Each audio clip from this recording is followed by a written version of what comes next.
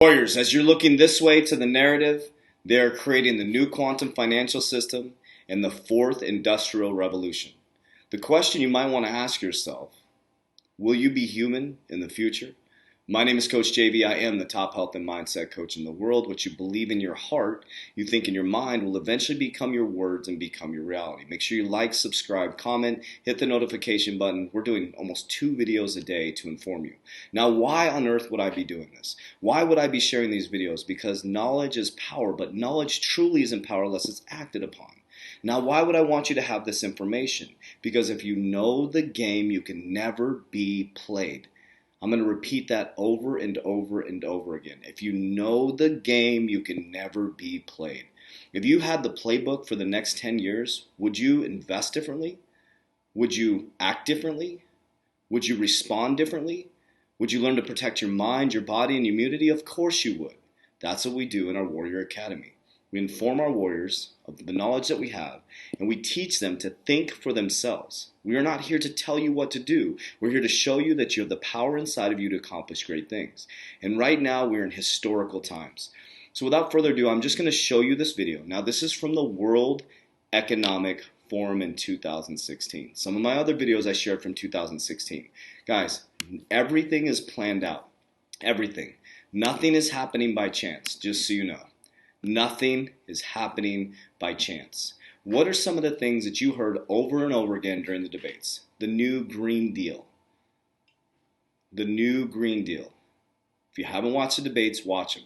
The new Green Deal. Everybody keeps talking about that. Now let's just watch the video from your World Economic Forum.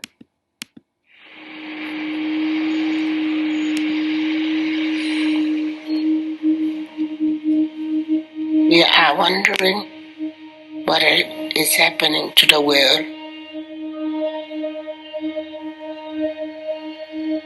Everything is changing.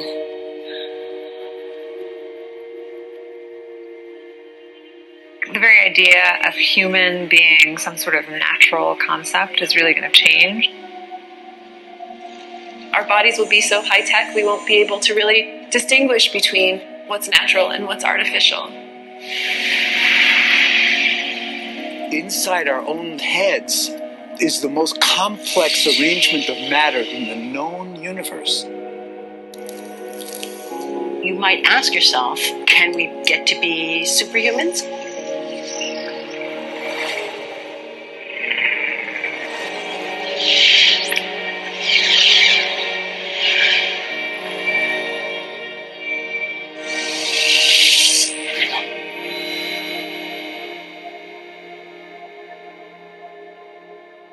The original Industrial Revolution was driven by the discovery that you could use steam engines to do all kinds of interesting things. But that was followed by additional revolutions for electricity and computers and communications technology. We're now in the early stages of the fourth industrial revolution, which is bringing together digital, physical, and biological systems. One of the features of this fourth industrial revolution is that it doesn't change what we are doing, but it changes us. With the ability to visualize brain activity, for example, through a simple consumer-based EEG device, it gives us access to ourselves in ways that we've never before thought possible. It unlocks the black box that is the brain and enables us to really, truly be able to realize an identity that is aspirational.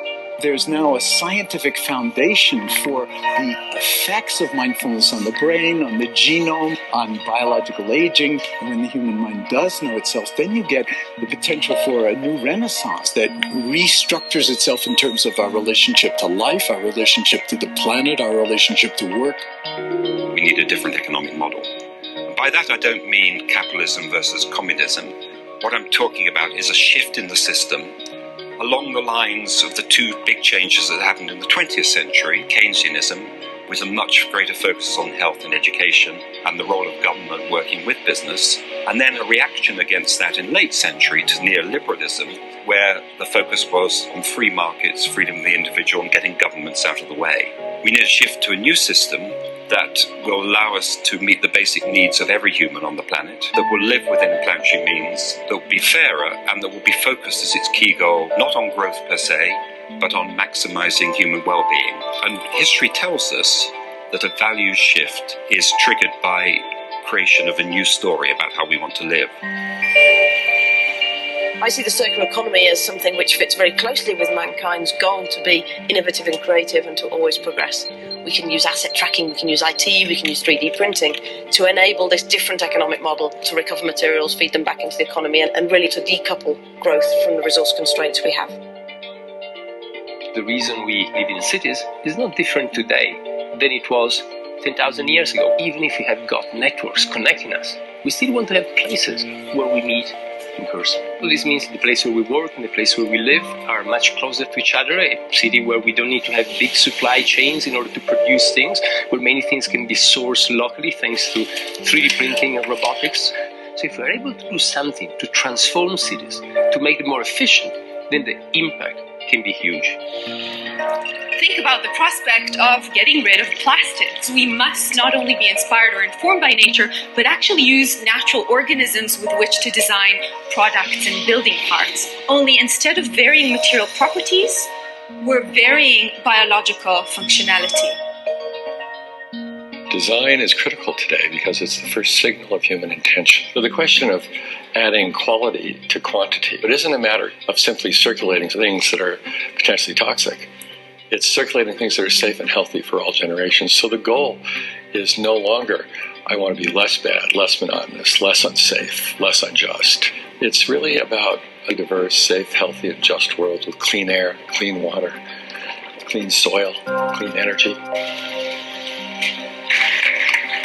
Together we are fighting to preserve our fragile climate from irreversible damage and devastation of unthinkable proportions. If we think about the original Industrial Revolution, it was an energy revolution. I like to think of it as a kind of bookending of a period in human history during which we used fossil fuels, and it worked very well for us for a long time. But now we have to bring that to an end. We have energy technologies that can power our civilization: solar, wind, biomass. So then the question is, well, how do we get grid integration? Maybe the wind is blowing in Denmark, the sun is shining in Germany, and now you can move that electricity through an integrated grid. You can supply energy to everyone who needs it, and you can supply energy at all times.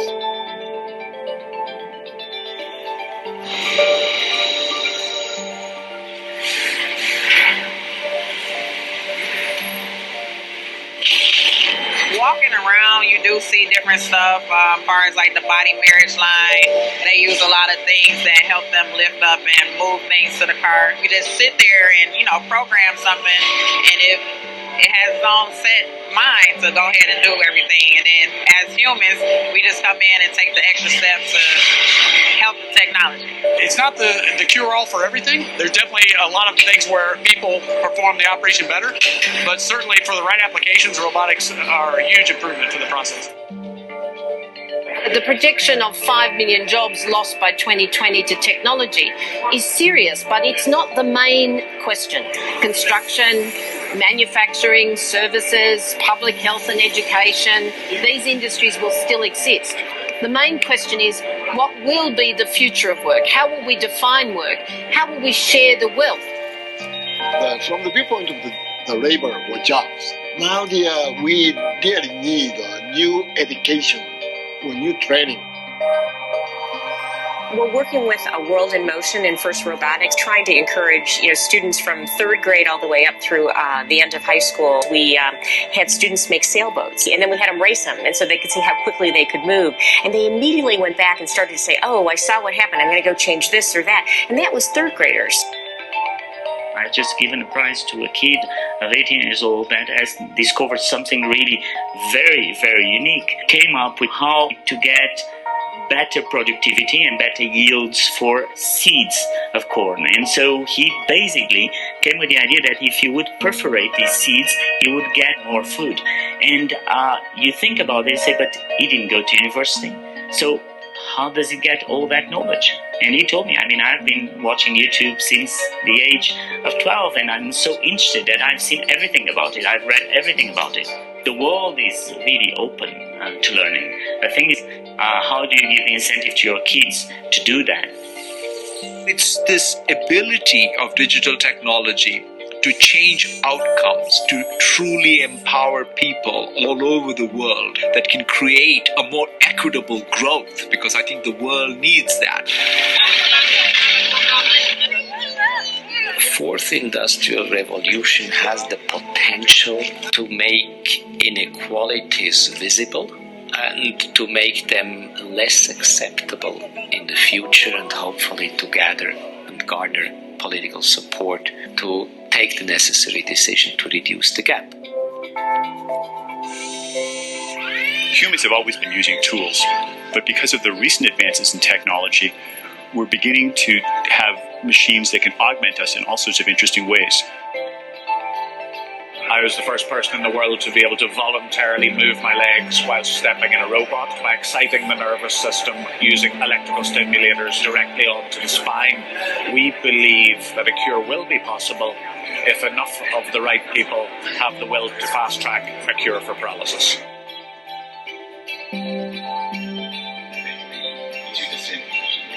We take two things from the patient. First, we take a three-dimensional X-ray and we extract the three-dimensional data out of that so we can make a perfectly shaped puzzle piece. And then we also take a sample of fat tissue from the patient so that we can extract the stem cells out of those. And we use those stem cells with this three-dimensional scaffold that we fabricate, and after 3 weeks we have a piece of living bone that's ready for implantation.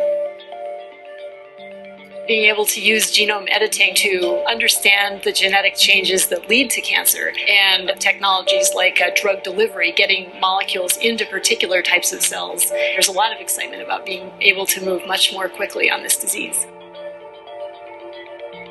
One of the things that I think is so essential to free and open societies is freedom of thought. And up until now, the conversation we've been having is around freedom of speech. Once we can access people's thoughts, access people's emotion, we have to create a space that enables people to think freely, to think divergent thoughts, to think creative thoughts. And in a society where people fear having those thoughts, the likelihood of being able to enjoy progress is significantly diminished. We need to take responsibility at every level of society, from the individual and the personal to the institutional to the global, to adapt to these technological challenges and changes, which are redefining what it means to be human, what it means to work, what it means to be completely embedded in this world. People always ask me if I'm an optimist or a pessimist. The technology exists, but how do we get it and implement it at the scale we need at a price that people around the world can afford? Even though we have everyday problems we have to solve, we have to find a way to lay the foundations for the innovations of tomorrow.